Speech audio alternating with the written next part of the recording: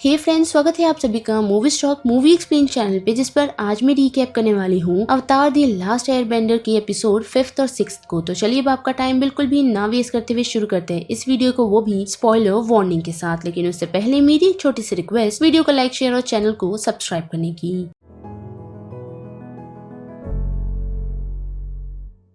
तो एपिसोड की शुरुआत हमें एक ब्लास्ट से दिखाई जाती है जिसे फायर नेशन ने किया है। साथ ही हम देख पाते हैं कि कटारा अपने वाटर बेंडर में काफी स्ट्रॉन्ग होती जा रही है। लेकिन वही बात करें एंग की, तो काफी गिल्टी है क्योंकि फायर नेशन काफी सारी चीजों को बर्बाद करता जा रहा है। साथ ही पास ही के गाँव के लोग ने किसी तरह की फॉरेस्ट सिकनेस की बात की है जिससे लोग मिसिंग हो रहे हैं, यानी कि लोग गायब हो रहे हैं, जिस कारण एंग को ये फील होता है कि यहाँ आसपास स्पिरिट वर्ल्ड है, जिस कारण ही ये सारी प्रॉब्लम क्रिएट हुई है और वो उन लोगों की हेल्प करने का प्रॉमिस करता है। और वही दूसरी तरफ बात करें फायर लॉर्ड ओजाई की, तो हम देख पाते हैं कि वो अज़ुला को ये बताते हैं कि वो थ्रोन उसके भाई की है, ना कि उसकी। साथ ही फाइनली एंग को वो जगह मिल गई है जहाँ से वो स्पिरिट वर्ल्ड में इंटर कर सकता है, जिस कारण वो उसी जगह पर मेडिटेशन के लिए बैठ जाता है और उस मेडिटेशन के कारण वो उन तीनों को स्पिरिट वर्ल्ड में ले आता है। साथ ही बात करें ज़ुको की, तो उसे ये पता चल चुका है कि सभी लोगों को अवतार के आने का पता चल गया है, जिस कारण इरो और ज़ुको ये डिसाइड करते हैं कि वो लोग एक बाउंटी हंटर को हायर करेंगे जिसका नाम जून है, जिसके साथ हम उसके शीर्षक को भी देख सकते हैं जिसकी मदद से वो हंट करती है। और उन लोगों ने उसे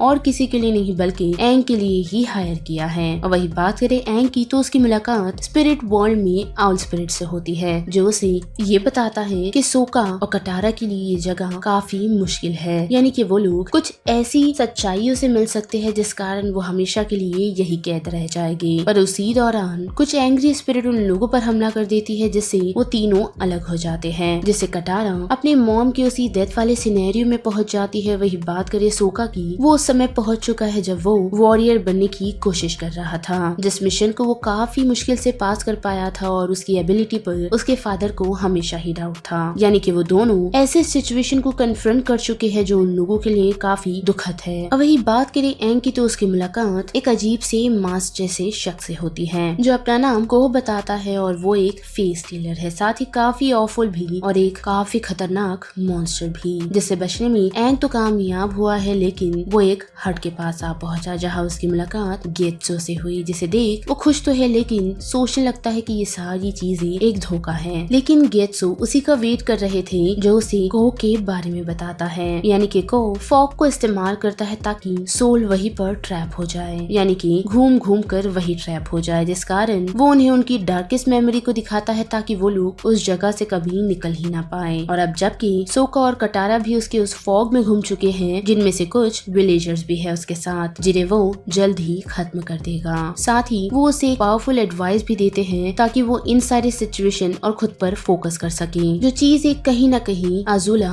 और ज़ुको को भी करनी चाहिए। और वही फिर से एंग की तरफ बढ़े तो हम देख पाते हैं कि वो स्पिरिट वर्ल्ड से एग्जिट कर जाता है ताकि वो अपने दोस्तों की सोल को बचा सके। जिसके बाद हमें ज़ुको का पास दिखाया जाता है जहाँ उसके फेस पर कोई स्कार नहीं। साथ ही वो काफी खुश था लेकिन काफी एक्साइटेड भी, क्योंकि वो अपने फादर के साथ उसकी फर्स्ट बैटल स्ट्रेटेजी मीटिंग में बैठने वाला था। साथ ही बात करें प्रेजेंट की, तो हम देख पाते हैं कि जाओ प्रमोट हो चुका है, वो भी कमांडर से एडमिरल पर, जिस कारण वो ज़ुको को काफी नीचे दिखाता है। और साथ ही ज़ुको की सारी क्रू इससे काफी खुश है क्योंकि ज़ुको की लीडरशिप उन्हें बिल्कुल पसंद नहीं। पर इरो ये सारी चीजें देख उन्हें ये बताता है कि उन्हें नहीं पता कि ज़ुको ने उन लोगों के लिए क्या खोया है। अब वही बात करें एंग की, तो हम देख पाते हैं कि वो अवतार रोको से मिलने के लिए पहुंचा है, यानी कि फायर बेंडर के वहाँ। और वहाँ के मॉन्क जो उन चीजों को प्रोटेक्ट करते हैं वो जरा भी पीसफुल नहीं है और साथ ही वो लोग एंग पर अटैक भी करते हैं। लेकिन एक शख्स जिसका नाम शू है वो उसका साथ देने का डिसाइड करता है और उसे रोको से कांटेक्ट करने के लिए ले जाता है। और हम देख पाते हैं कि एंग की मुलाकात रोको से हो चुकी है, जिस बातचीत में वो उसे बताता है कि उसने कोह का एक टोटम चुराया था, यानी कि उसकी मॉम की मूर्ति। जो बात सुन एंग इस होप में है कि उस मूर्ति को एक्सचेंज कर वो कटारा, सोको और बाकी विलेजर्स को बचा सकता है। लेकिन वो वहाँ से निकले उससे पहले ही उसे जून पहुंच पकड़ लेती है और सीधा यहाँ से इरो और ज़ुको के पास ले जाती है। जिसके बाद हमें फिर से फ्लैशबैक का सीन दिखाया जाता है जहाँ हम देख पाते हैं कि ज़ुको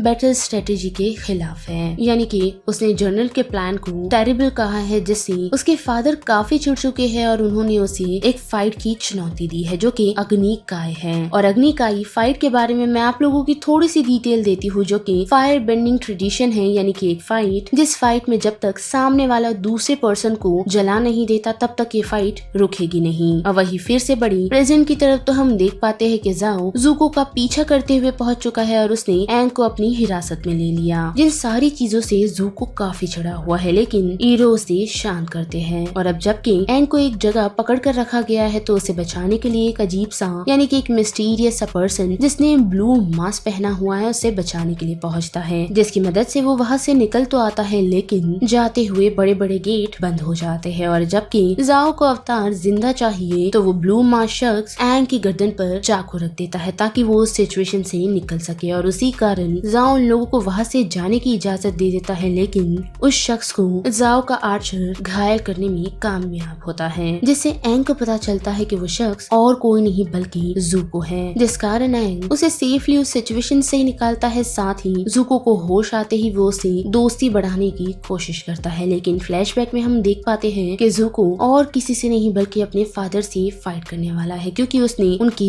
जनरल की इंसल्ट की है। जिस फाइट में ज़ुको अपने फादर को हार्म करने से मना कर देता है, लेकिन हम देख पाते हैं कि उसके फादर ये चांस गवाते नहीं और उन्होंने अपने बेटे को ही पनिशमेंट दी थी, जिस कारण ही ज़ुको की आंखों पर वो पनिशमेंट का निशान है। लेकिन इतना ही नहीं बल्कि ओजाई ने यानी कि ज़ुको के फादर ने उसे नेशन से बैनिश कर दिया तब तक के लिए जब तक वो अवतार को लेकर लौटे नहीं। और उसी कारण ज़ुको अपनी इस जर्नी पर निकला हुआ है जहाँ उसका साथ उसके अंकल भी दे रहे हैं। साथ ही प्रेजेंट में हम देख पाते हैं कि जब ज़ुको बोट में होता है तो एंग उससे ये कहता है कि वो लोग भी शायद कभी दोस्त बन सकते हैं, जिसके रिस्पॉन्स में ज़ुको उस पर अटैक कर देता है, जिससे बचने में एंग कामयाब होता है और उसकी बोट को एक पुश देने में भी। साथ ही ईरो की तरफ बढ़े तो हम देख पाते हैं कि उसने ज़ुको के स्कार की स्टोरी बताई है, यानी कि उस स्ट्रेटेजी के बारे में जिससे ज़ुको नाराज था। वो स्ट्रेटेजी और किसी की नहीं बल्कि उसी की अभी की टीम की है, जिसे उसके फादर और जनरल बैटल में सेक्रीफाइस करने वाले थे, लेकिन ज़ुको ने उन लोगों का साथ दिया और उसी कारण से वो सभी आज जिंदा है, यानी कि बटालियन नंबर 16। जिस कारण उन सभी को ये रियलाइज होता है कि ज़ुको काफी ही अच्छा है और उसके लौटते ही वो सभी उसके सामने झुक जाते हैं। साथ ही एंग भी वापस टोटम लौट चुका है जहाँ उसने कोह से सभी लोगों को रेस्क्यू कर लिया। साथ ही विलेजर्स भी अब घर पहुंच चुके हैं। वेल तो बस इस वीडियो में इतना ही, जिस बारे में अब आप सभी की क्या राय बनती है उसे लेकर आप मुझे कमेंट सेक्शन में बता सकते हो। साथ ही वीडियो पसंद आई तो वीडियो को लाइक शेयर और चैनल को सब्सक्राइब करना मत भूलिएगा। बाकी मैं मिलूंगी आपको फिर किसी मूवीज या सीरीज के रिकैप के साथ। तब तक के लिए आप movie stock movie explain channel के बाकी वीडियोस को एंजॉय कीजिए। Till then